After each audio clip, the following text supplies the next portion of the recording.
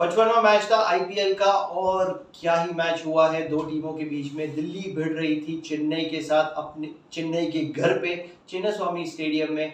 और जैसे कि आप जानते हैं कि चिन्नास्वामी स्टेडियम गढ़ है चेन्नई का, फोर्ट्रेस कहते हैं अपना, बोलते हैं कि इसको भेदना मुश्किल ही नहीं नामुमकिन है। बहुत ही बढ़िया क्रिकेट खेलती है वो ये ग्राउंड के ऊपर, ये विकेट जो स्पिन को सपोर्ट करता है और यहाँ पे ये बिल्कुल ही तैयार होते हैं। स्पिन उनके पास जाहिर सी बात है क्वालिटी स्पिनर्स तो है ही, लेकिन उसके साथ है वो इंडियन प्लेयर्स और वो इंटरनेशनल प्लेयर्स जो स्पिन बहुत ही बढ़िया और बहुत ही अच्छा खेलते हैं।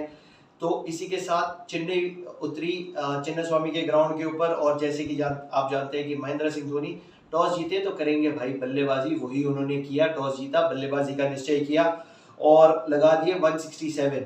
अब बैटिंग में कोई भी मेजर कंट्रीब्यूशन आया नहीं, सब 20-15-20 15-20 15-20 करके सब ने अपना अपना कैमियो खेला। आखिरी में धोनी जो आए उन्होंने जो 2 छक्के मारे और एक चौका मारा, 9 बॉल में 20 किया।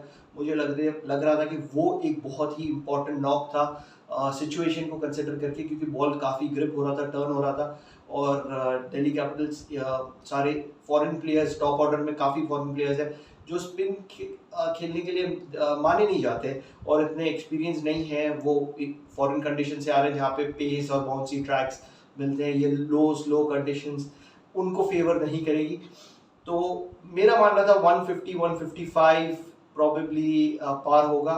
चेन्नई ने लगा दिया 167 और मुझे लग रहा था कि वो काफ़ी थे और ज़रूर वो काफ़ी थे।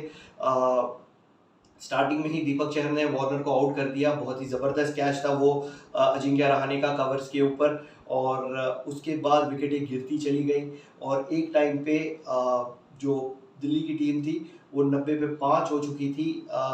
15 ओवर के पास टाइम भी हो चुका था और उनको एक बहुत ही बड़ा लक्ष्य पीछे के लिए उन्होंने छोड़ दिया था और मुझे लग रहा है कि वहाँ पे थोड़ी सी गलती हो गई, क्योंकि वो जो पार्टनरशिप थी राइली रूसो और मनीष पांडे की, वहाँ पे अग्रेशन बिल्कुल ही नहीं था और धोनी ने जैसे ही रीड किया गेम को उसने सिंगल्स को ब्लॉक करने की कोशिश की। बाउंड्रीज तो जाहिर सी बात है प्रोटेक्टेड ही थी और वो जो फेस था वहाँ पे मुझे लग रहा है कि दिल्ली काफ़ी पीछे पिछड़ गई और वहाँ से विकेटें गिरती चली गई। उसी तरह जैसे कि चेन्नई में किसी ने कोई बड़ा स्कोर नहीं किया, लेकिन छोटे पार्टनरशिप्स पीछे की तरफ आए। राइली रूसो ने 35 किए और अक्षर पटेल, मुझे लग रहा है कि उनको कंप्लीटली वेस्ट किया जा रहा है। बहुत ही नीचे बैटिंग करवा रहे हैं और इसके चलते मुझे लग रहा है कि ये रिकी पॉन्टिंग और सौरव गांगुली का आखिरी सीजन होगा दिल्ली कैपिटल्स के साथ, क्योंकि अगर हम देख पा रहे हैं और सब देख पा रहे हैं तो भाई अगर वो क्यों नहीं देख पा रहे, ये मेरी समझ के बाहर है।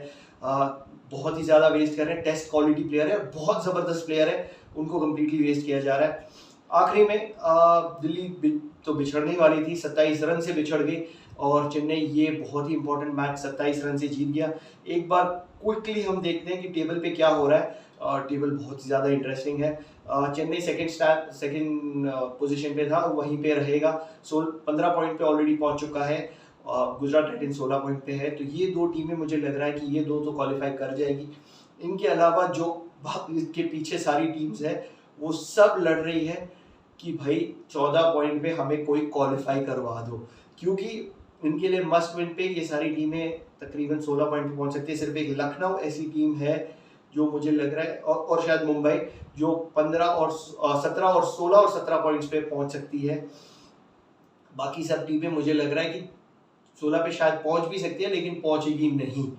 तो क्वेश्चन ये है कि क्या मुंबई और लखनऊ को रोका जा सकता है, क्योंकि अभी तो वो तीसरे और चौथे पोजीशन पे है और पॉइंट्स टेबल ऐसा है कि अगर वो अपने मैचेस खुद के जीत गए तो वो क्वालिफाई हो जाएंगे। क्या वो जीत पाएंगे, ये है क्वेश्चन।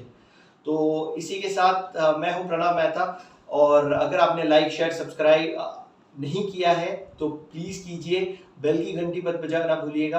आप सबका बहुत बहुत शुक्रिया।